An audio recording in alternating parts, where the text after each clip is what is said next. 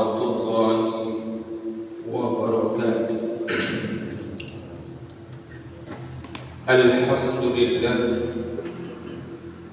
alhamdulillahilladzi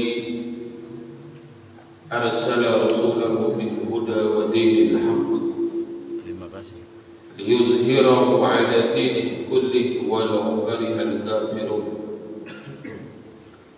Asyhadu an la ilaha illallah wahdahu la syarika lah wa asyhadu anna Muhammadan abduhu wa rasuluhu la nabiyya ba'dahu. Allahumma salli wa sallim wa barik wa karim wa adhim ala nabiyyina Muhammadin wa ala alihi wa ashabihi rasulillahi ajma'in. Rabbi shrah li sadri wa yassir li amri wahlul 'uqdatam min lisani yafqahu qawli wa saddid lisani wahdi qalbi bi haqqi nabiyyika Muhammadin sallallahu alaihi wa alihi wasallam.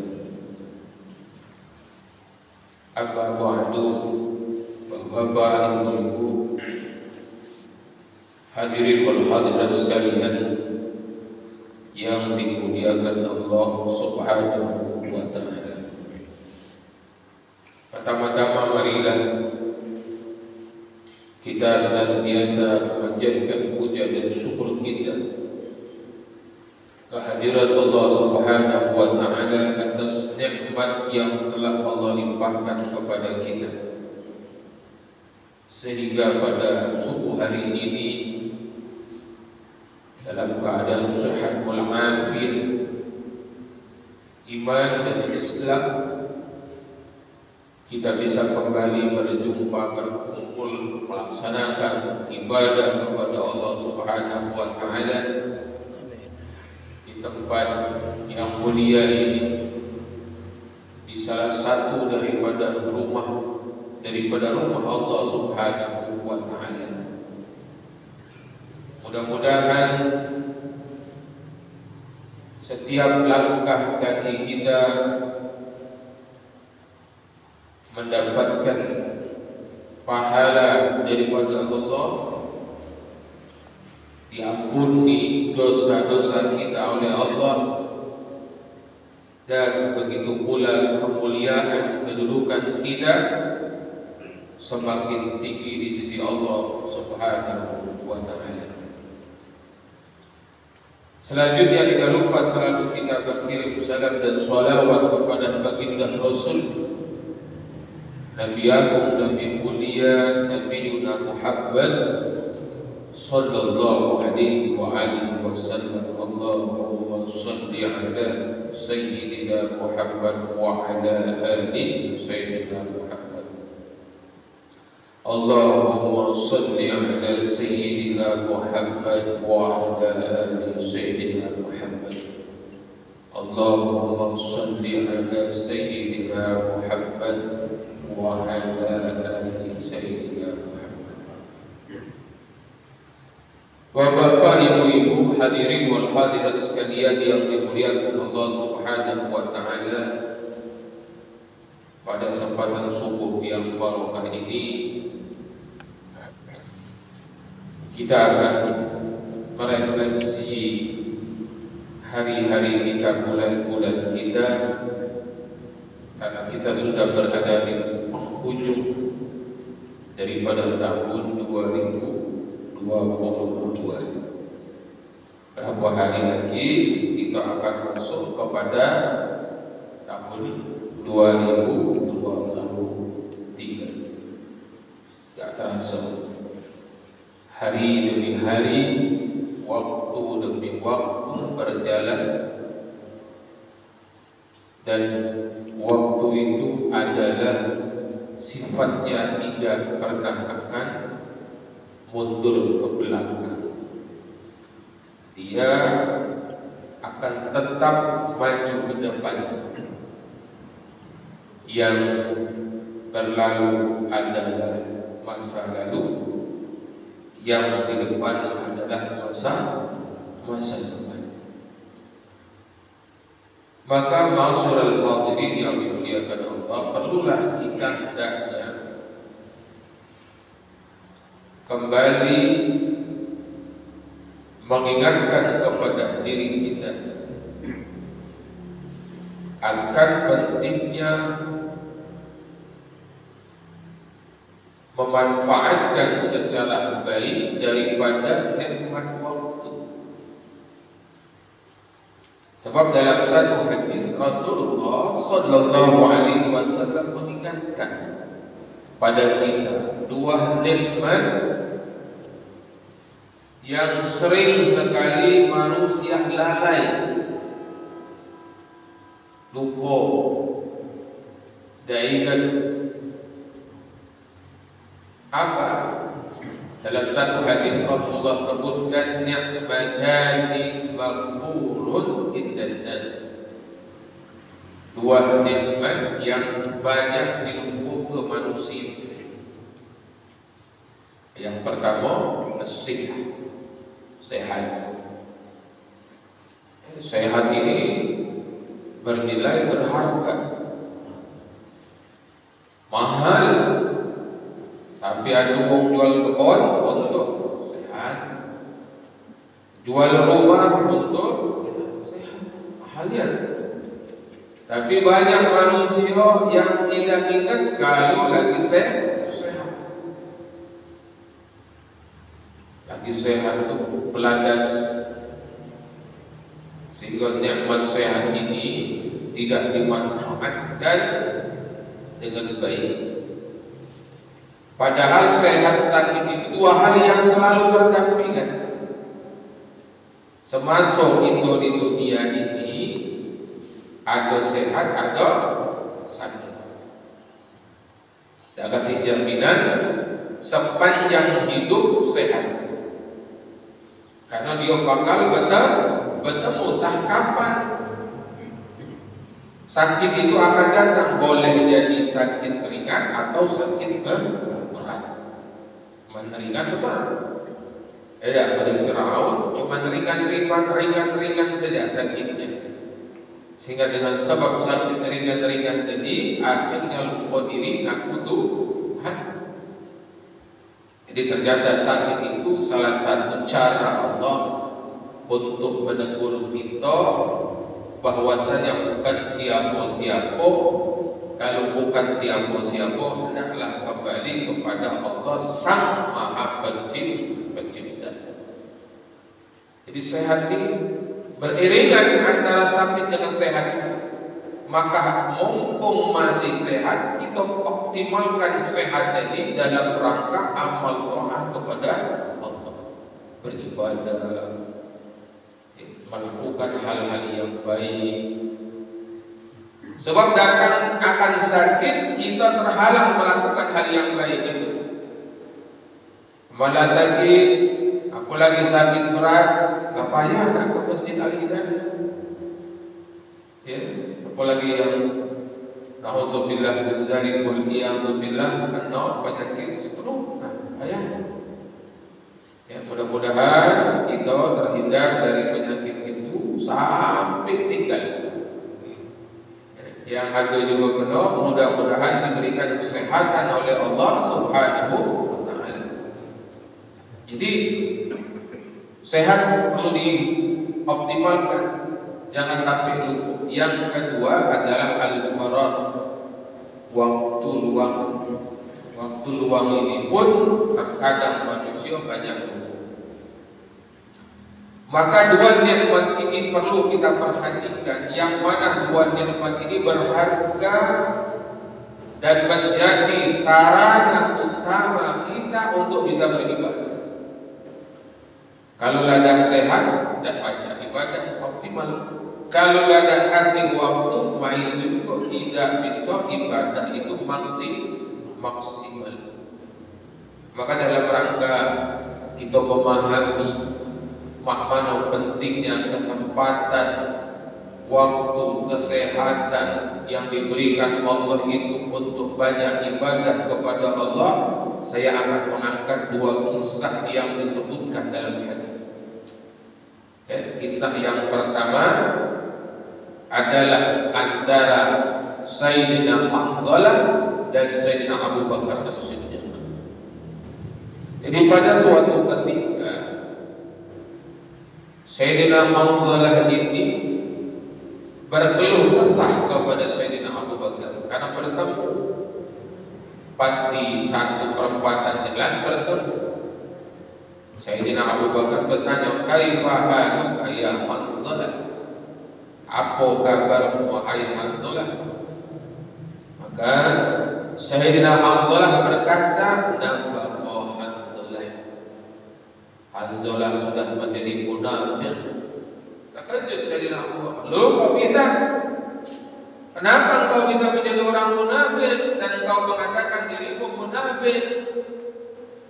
Maka diceritakanlah oleh Sayyidina Hamzah kepada Sayyidina Abu Bakar, "Ya Abu Bakar, Mama Noida, kalau lagi duduk dengan Rasulullah, ketika Rasulullah menceritakan nikmat surga, nikmat luar biasa. Nikmat surga itu nikmat luar biasa. Ya Pak, di surga itu tidak ganti lagi yang namanya kesusahan, yang tinggal kesenangan berbanding terbalik. Tadi ketika cerita dunia tadi ada dua hal, susah sama senang, sehat sama sakit. Di surga tak ganti lagi susah, yang ada cuma senang. Di surga tak ganti lagi sakit, yang ada sehat. Di surga tak ganti lagi yang namanya tua, yang ada muda. Di surga tak ganti lagi yang ada namanya jelek, yang ada ganteng belagak cantik. Jadi dua hal yang ada di dunia itu di surga hilang dulu. Positif cuma ada, negatifnya tak ada. Bahkan sesuatu hal yang diharapkan Allah ketika di dunia itu menjadi hal khobar. Mabuknya hilang, nikmatnya ada. Khobar di surga itu mabuk kan? Kalau di dunia minum mabuk, ada. Hukumnya haram. Di surga mabuknya tidak ada, yang ada cuma nikmatnya. Maka ketika aku bersama Rasulullah, kemudian Rasulullah menceritakan tentang surga, rasa-rasanya macam aku dalam surga. Maka ketika Rasulullah Sallallahu Alaihi Wasallam menceritakan tentang neraka itu kan penuh dengan penderitaan. Kebalik dengan surga tadi, yang surga tadi cuma ada indah-indahnya, buruk-buruknya hilang. Yang di dalam neraka yang ada cuma buruk-buruknya, yang indahnya hilang. Yang ada cuma penderitaan, kesenangannya hilang. Seakan-akan aku itu berada dalam api neraka, begitu takut aku. Tapi kalau balik berkumpul dengan anak istri itu, tidak ingat kata Sayyidina Hamzah. Sayyidina Abu Bakar berpikir, aku juga macam itu. Kalau lagi sama Rasulullah itu ingat akhirat, ingat Allah. Tapi kalau kembali beraktivitas, lupa. Sama berarti kata Sayyidina Abu Bakar. Aku juga menjadi munafik. Akhirnya dua manusia mulia ini mendatangi Rasulullah dan bercerita. Maka Rasulullah SAW mendengarkan cerita daripada mereka ini, kemudian memberikan nasihat. Ya Hamzah, sa'ah was-sa'ah. Wahai Hamzah, sejenak. Walau kanat takunu qulubika kama takunu inda dzikri la fasafahatkumul malaikah hatta tusallimu alaikum fit turuqi. Sekiranya hatimu itu tidak lepas daripada berzikir kepada Allah, pastilah malaikat akan menyalami engkau dan mengucapkan salam kepada kalian. Jadi Pak, begitu semangatnya para sahabat itu untuk selalu ingat kepada Allah, ingat akhirat.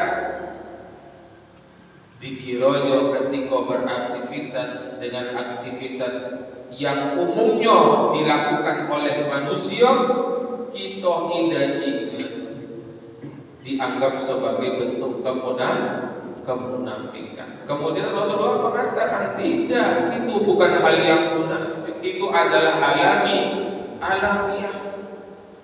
Kalau tidak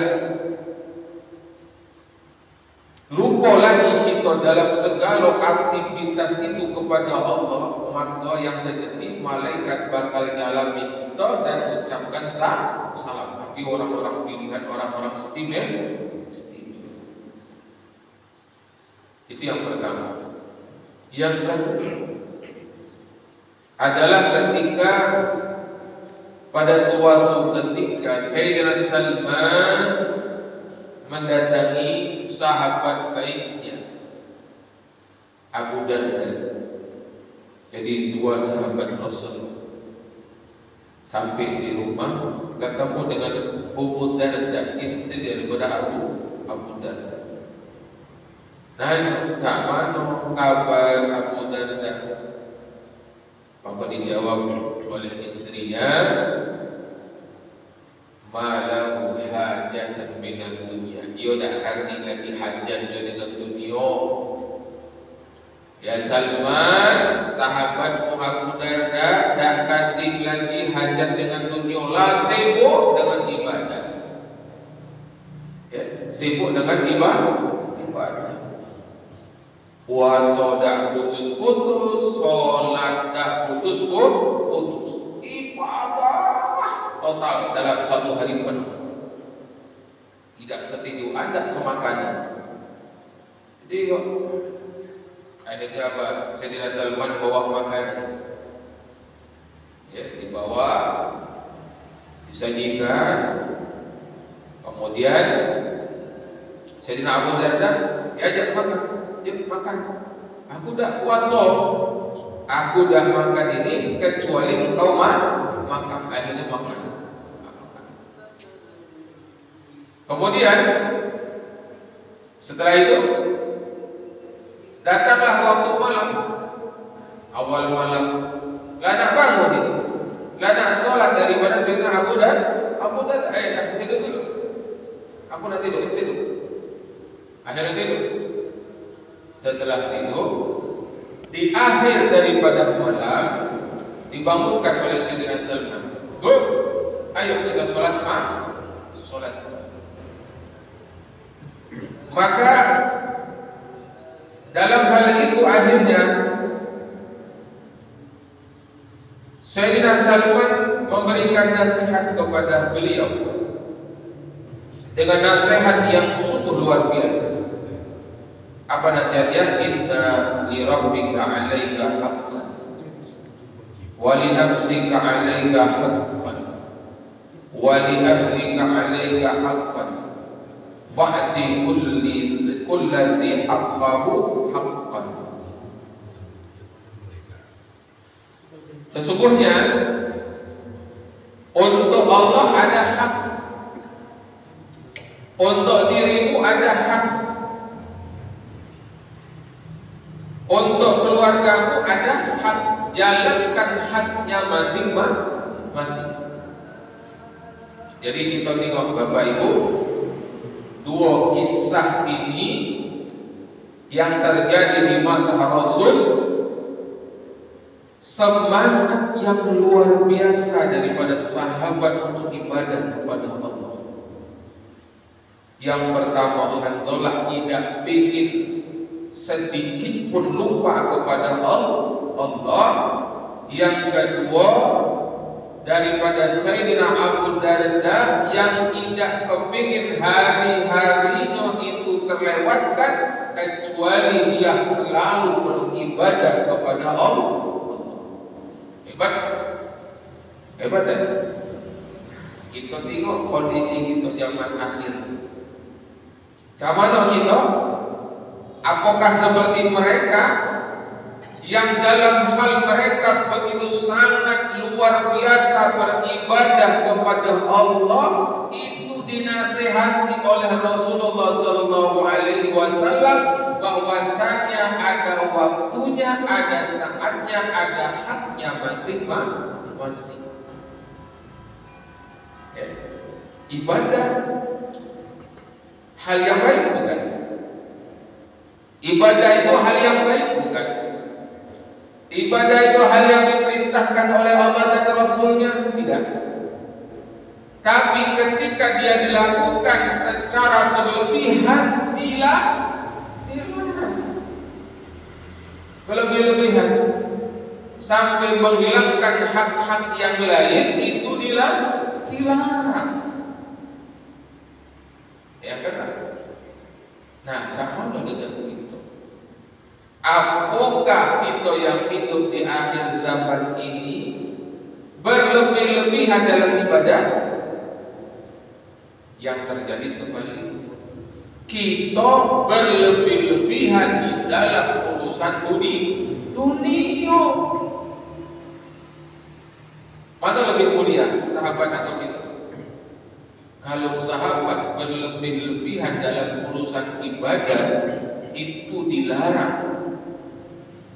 Jangan dengan kita berlebih-lebihan dalam urusan dunia, tambah lagi dilarang.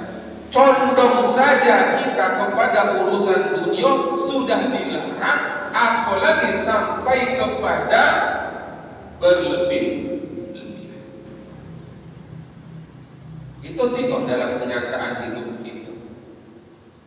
Berapa banyak manusia yang telah bangun di waktu subuh dan mereka itu adalah mayoritas muslim, tapi tidak melaksanakan sholat subuh. Sibuk, yang ke pasar, yang ojek, yang nak pegawai, padahal dia sudah bangun. Apa salahnya? Lantas bangun, lantas dengar azan subuh, payung, sholat subuh, usahakan berjamaah. Dah baca berjamaah, sholat di rumah, berjamaah dengan keluar. Tapi kita tidak. Seakan-akan dunia itu adalah merupakan segala-galanya. Dunia itu adalah segala-galanya. Tak penting yang lain-lain, tak penting urusan dengan Allah. Padahal Allah adalah yang mengatur dan yang memberi rezeki. Padahal kuncinya apa? Ketika kita memilih akhirat, dunia dah. Tapi kalau memilih dunia, akhirat dah. Ketika kita memilih Allah, maka Allah akan berikan dunia ini kepada kita.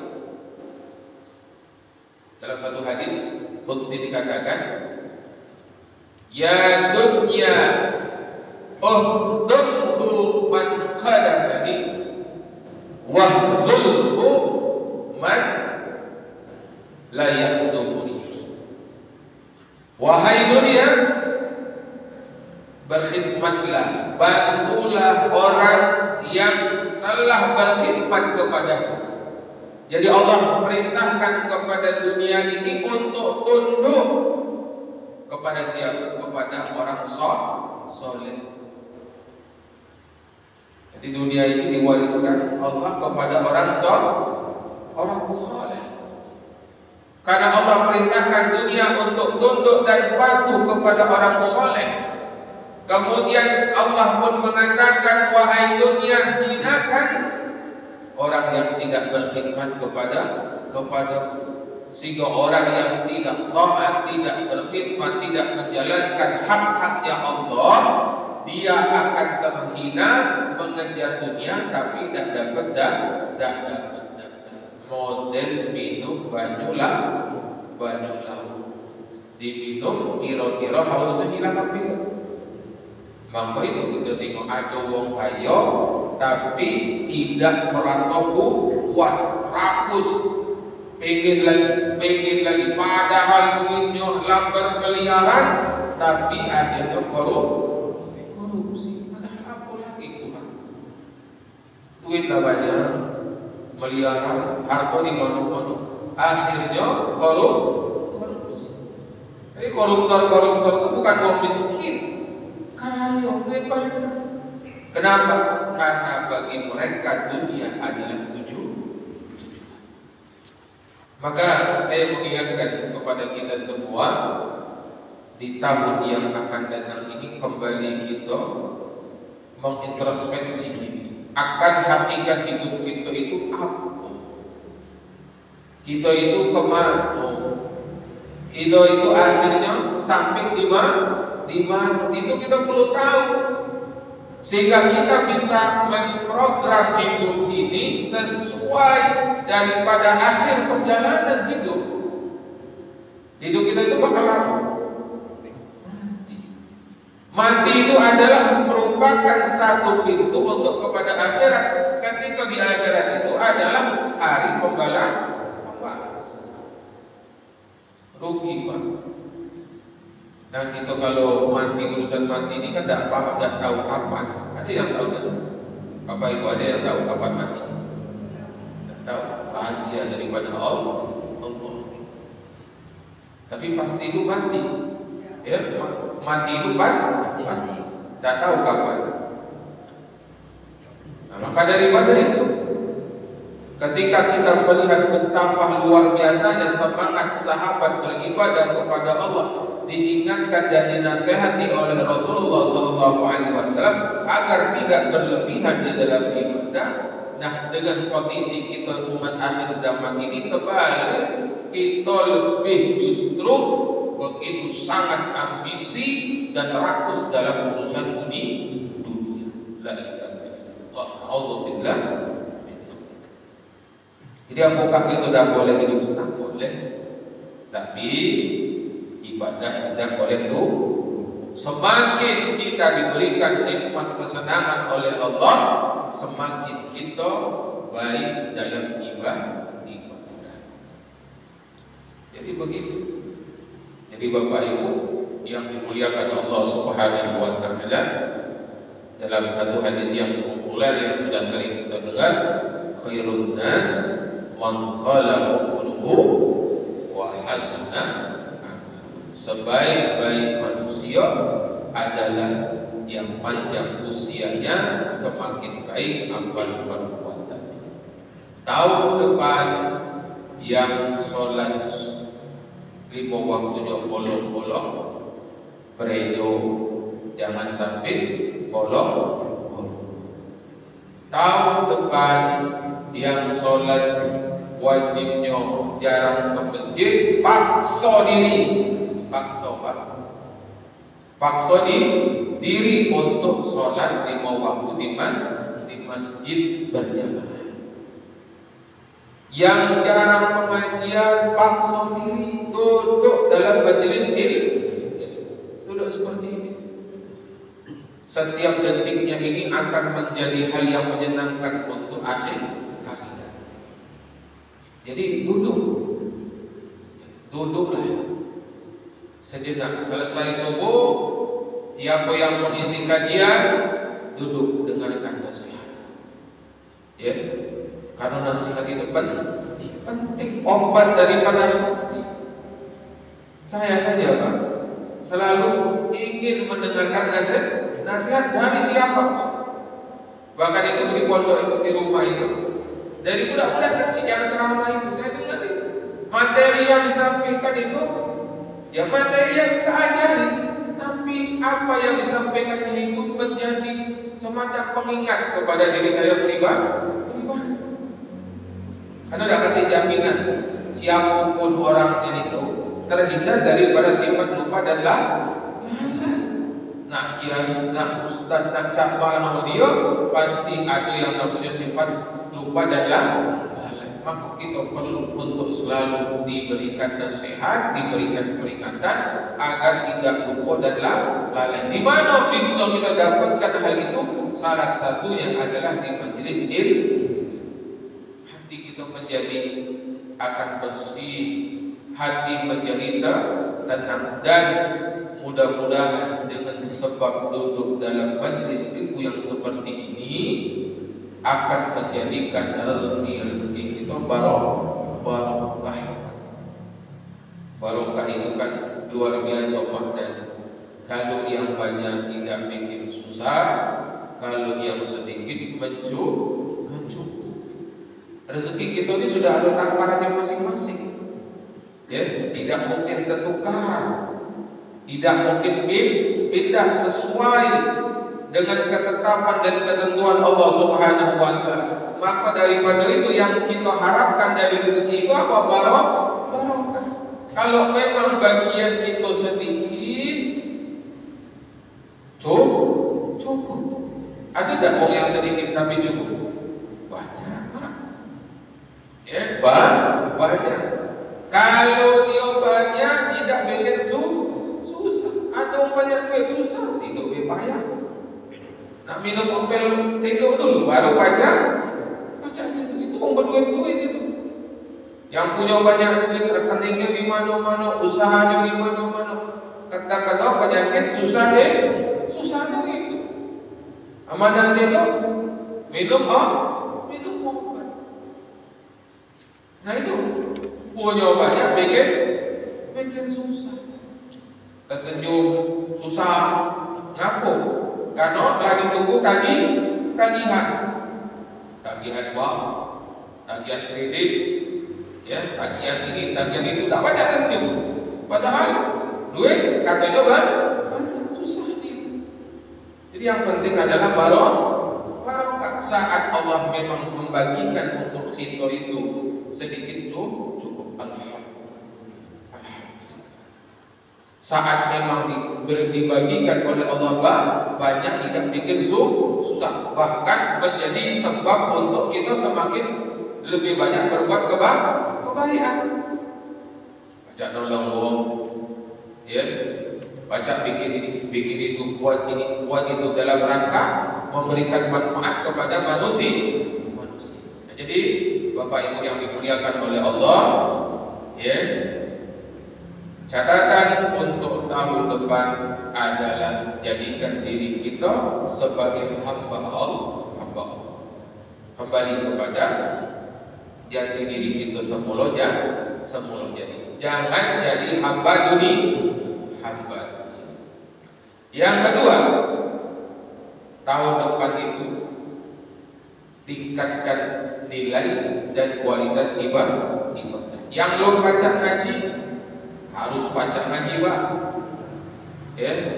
Yang belum lancar harus lancar. Yang sudah lancar tajwidnya belum bagus, belum baik, harus jadi bagus dan baik. Jangan bertahun-tahun ngaji tidak baca. Baca Yasin, baca Latif. Oh ya, Pak. Ya, rejuk belajar dan harus ada usaha. Jangan disepelekan. Ketika menyepelekanlah sudah berumur tak baca ngaji, berarti dia masih menjadi hamba apa? Hamba dunia. Kemudian kita periksa diri kita ini. Ada yang tahu tentang diri kita ini, kita periksa diri kita apa kurang. Oh, kurang aku ini dalam ibadah fikihnya kurang. Belajar tentang cara mandi wajib yang baik, yang benar itu mana. Bukan mandi wajib mandi biasa di timur. Ya, cara wudu. Saya pernah lihat itu kemarin. Ketika ada sholat dalam satu masjid, dalam perjalanan itu orang sholat, orang berwudu. Bajunya itu kecil-kecilnya, kamu kocok. Tidak dibasuh aja. Ya, entah kena bagian pukul dari apa tidak paham. Yang penting dianggap itulah wudu. Nah, Sholat apa yang membatalkan, apa yang tidak. Mana hukum sholat itu, mana yang sunnah ya, hay'ah, mana yang sunnah fi'liyah, mana yang sunnah qauliyah, harus tahu. Ini ada kejadian ketika itu adalah merupakan sunnah hay'ah, tapi diingatkan ulang-ulang. Subhanallah, subhanallah. Contoh ya, kunut subuh itu kan bisa diganti dengan apa? Ya.